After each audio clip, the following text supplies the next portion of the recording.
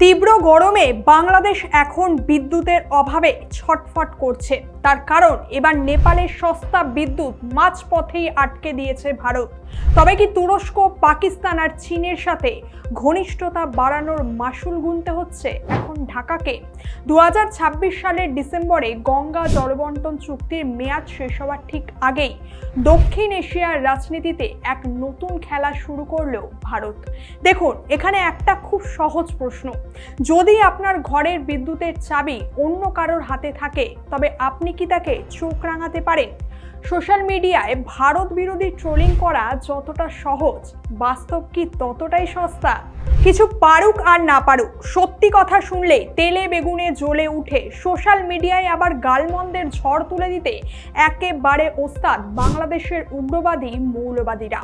আরে মশাই, ভারত যদি জল ও ইলেকট্রিসিটির কানেকশন কেটে দেয়, তাহলে তো কার্যত না খেতে পেয়ে অনাহারে এবং বিদ্যুৎ ও জল সংকটে মারা যাবেন। তখন কে বাঁচাবে আপনাদের? আমেরিকা না চীন?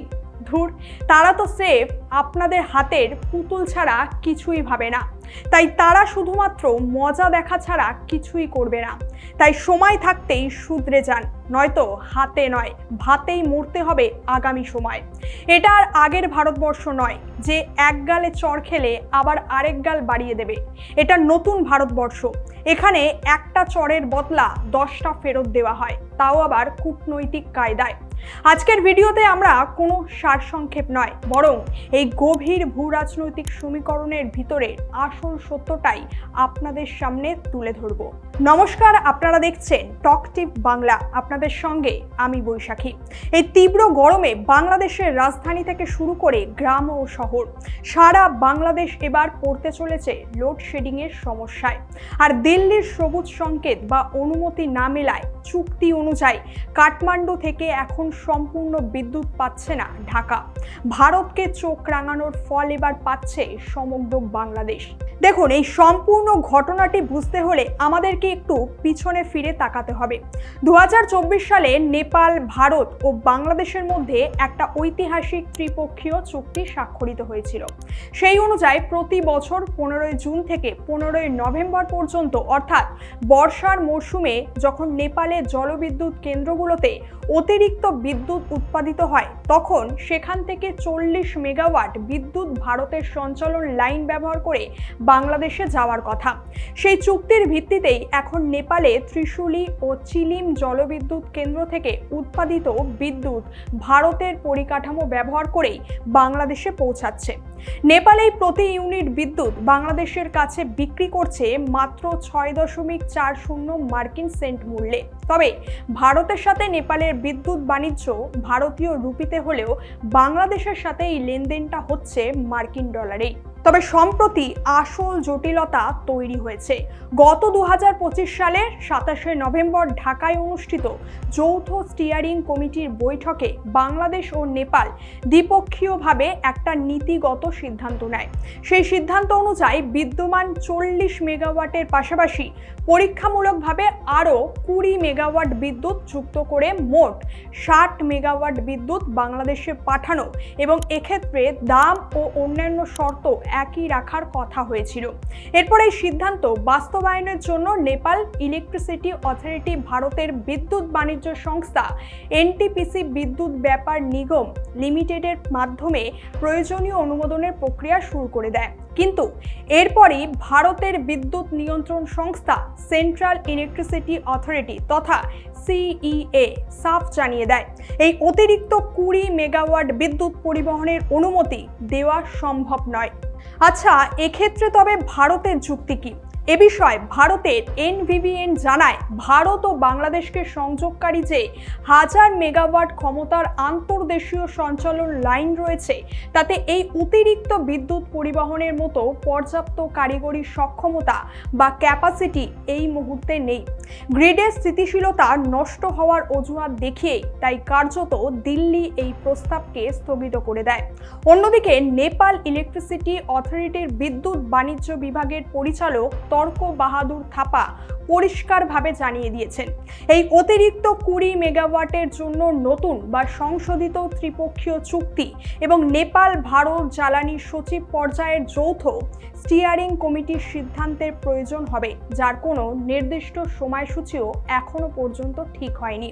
ফলে চলমান লোডশেডিংয়ের এই মরশুমে বাংলাদেশ আপাতত শুধুমাত্র 40 মেগাওয়াট বিদ্যুৎই পাচ্ছে। বাকি 20 মেগাওয়াট পাওয়ার পরিকল্পনা পুরোপুরি অনিশ্চিত হয়ে পড়েছে এই সময়। এখন প্রশ্ন হচ্ছে, ভারত যে সঞ্চালন লাইনে সক্ষমতার অভাব বা গ্রিড স্টেবিলিটির কথা বলছে তা কতটা বাস্তব আর কতটা কৌশলগত। এক্ষেত্রে ভারতের সেন্ট্রাল ইলেকট্রিসিটি অথরিটির বক্তব্য অনুযায়ী এই সঞ্চালন লাইনটি অত্যন্ত সংবেদনশীল, কারণ এই একই গ্রিড নেটওয়ার্কের ওপর ভারতের উত্তর পূর্বাঞ্চলীয় রাজ্যগুলোর বিদ্যুৎ সরবরাহ এবং পুরো এলাকার গ্রিড নিরাপত্তা নির্ভর করে। তাই ভারতের অনুমতি ছাড়া দুই দেশ মিলে হুট করে গ্রিডের ওপর বাড়তি চাপ তৈরি করতে পারে না। তাছাড়া নেপালের যে ত্রিশুলি হাইড্রো পাওয়ার স্টেশন থেকে এই বিদ্যুৎ তৈরি হচ্ছে সেটা ভারত ও নেপাল যৌথভাবে তৈরি করেছে, যেখানে ভারতের বড় অঙ্কের বিনিয়োগও রয়েছে। ফলে ভারত মনে করে এই প্রজেক্টের বিদ্যুতের ওপর তাদের একটি অলিখিত অধিকারও রয়েছে। তবে আন্তর্জাতিক বিশ্লেষকরা এর পিছনে আরেকটা বড় ছবিও দেখছেন, তা হলো দক্ষিণ এশিয়ায় ভারত নিজেকে একমাত্র পাওয়ার হাব এবং আঞ্চলিক বাণিজ্যের একমাত্র গেটকিপার বা দ্বাররক্ষী হিসেবে ধরে রাখতে চায়। নেপাল বা ভুটানের মতো ল্যান্ডলক দেশগুলো যাতে ভারতকে বাইপাস করে সরাসরি অন্য কোনো দেশের সাথে মুক্ত বাণিজ্য করতে না পারে, ভারত এখানে সেই নিয়ন্ত্রণটাই নিজের হাতে রাখতে চাইছে। আর বাংলাদেশের বিদ্যুৎ খাতের জন্য ভারতের পরিকাঠামোর ওপর এই শতভাগ নির্ভরশীলতাই আজ ঢাকাকে এই পরিস্থিতির মুখোমুখি দাঁড় করিয়ে দিয়েছে।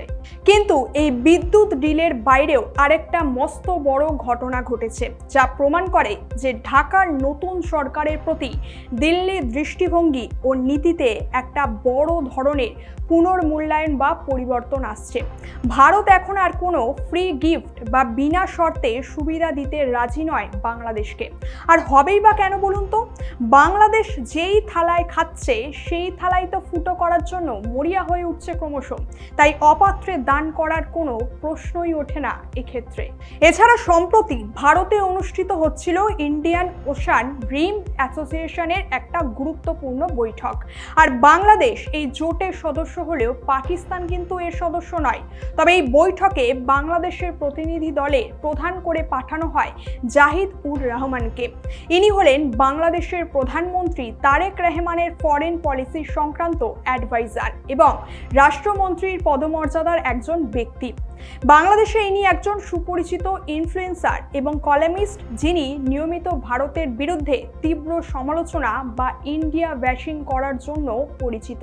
তাই যখন জাহিদ উর রহমান কোনো ডিপ্লোম্যাটিক পাসপোর্ট বা সরকারি ভিসা ছাড়াই সাধারণ পাসপোর্টে সার্ক ভিসা স্টিকার নিয়ে দিল্লি এয়ারপোর্টে নামেন, তখনই ভারতের সিকিউরিটি ডেটাবেসে তিনি সমস্যায় পড়ে যান।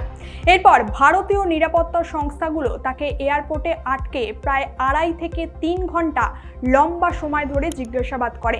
যদিও নতুন দিল্লিতে থাকা বাংলাদেশ হাই কমিশন 2 দিন আগেই ভারতের বিদেশ মন্ত্রককে একটা ফরমাল নোট পাঠিয়েছিল এবং বাংলাদেশের হাই কমিশনার এম রিয়াজ নিজেই তাকে রিসিভ করতে যাচ্ছিলেন। তা সত্ত্বেও এই দীর্ঘ জিজ্ঞাসাবাদ এড়ানো যায়নি। পরবর্তীতে ওপর মহলের ক্লিয়ারেন্সে তাকে যাওয়ার অনুমতি দেওয়া হলেও ক্ষুব্ধ জাহিদুর রহমান মিটিংয়ে না গিয়ে কলম্বো হয়ে ঘুরে সরাসরি আবার ঢাকায় ফিরে যান। আর এই ঘটনাটি নিয়ে বর্তমানে বাংলাদেশের রাজনৈতিক ও সংবাদ মাধ্যমেও তুমুল চর্চা শুরু হয়েছে। এ বিষয়ে বিশ্লেষকরা বলছেন, ভারত এতকাল প্রতিবেশী দেশ হিসেবে বাংলাদেশকে অনেক বিষয়ে ছাড় দিয়ে এসেছে, কিন্তু হাসিনা পরবর্তী সময় বাংলাদেশে যেভাবে উগ্রপন্থা বৃদ্ধি, সংখ্যালঘুদের ওপর হামলা এবং সীমান্ত নিরাপত্তা বিঘ্নিত হওয়ার খবর আসছে, তা দিল্লিকে চিন্তিত করে তুলছে ক্রমশ। এর ওপর বর্তমান সরকারের আমলে বাংলাদেশ ও তুরস্কের মধ্যে high level defence and foreign policy কোঅর্ডিনেশনের জন্য অফিস তৈরি, পাকিস্তানের সাথে ঘনিষ্ঠতা বৃদ্ধি এবং চীনের সাথে মিলে রাডার স্টেশন তৈরির মতো চায়না কার্ড খেলার নীতিকে ভারত নিজেদের সিকিউরিটি রেড লাইনের লঙ্ঘন হিসেবেই দেখছে। তবে শুরুতে ভারত ইতিবাচক সংকেত হিসেবে প্রধানমন্ত্রী মোদীর পক্ষ থেকে বাংলাদেশ সফর বা ভিজিটের আমন্ত্রণ জানিয়েছিল। এমনকি ভারতের লোকসভার স্পিকার ওম বিড়লাকে বাংলাদেশের নতুন সরকারের শপথ গ্রহণে পাঠানোও হয়েছিল। কিন্তু বাংলাদেশের প্রধানমন্ত্রী ভারতের আমন্ত্রণকে অগ্রাধিকার না দিয়েই প্রথমে মালয়েশিয়া সফরে যান। দেখুন, এক্ষেত্রে ভারতও স্পষ্ট বার্তা দিচ্ছে যে আপনারা যদি ভারতের পরিকাঠামো, বিদ্যুৎ, ইম্পোর্ট এক্সপোর্ট এবং মার্কেটের উপর শতভাগ নির্ভরশীল হয়েও দিল্লির নিরাপত্তা উদ্বেগকে বুড়ো আঙ্গুল দেখার, তবে তার মাসুল গুনতে হবে। মনে রাখতে হবে, এখন 2026 সাল, আর এই 2026 সালের ডিসেম্বরের পরেই ঐতিহাসিক গঙ্গা জলবন্টন চুক্তির মেয়াদও শেষ হতে চলেছে। তার আগে তিস্তা বা গঙ্গার মতো স্পর্শকাতর নদীর জলবন্টন নিয়েও যে দর কষাকষি বা নেগোসিয়েশন হবে, এবং তার আগে ভারত এখন থেকেই নিজের অবস্থান শক্ত করতে শুরু করেছে, এবং এই ক্যালিব্রেট প্রেসার বা পরিমাপিত চাপ তারই একটা অংশ। সুতরাং নেপালের সস্তা ও গ্রিন এনার্জি ভারতের গ্রিড পলিসির কারণে আটকে যাওয়া বাংলাদেশের জন্য নিঃসন্দেহে একটা মস্ত বড় ধাক্কা।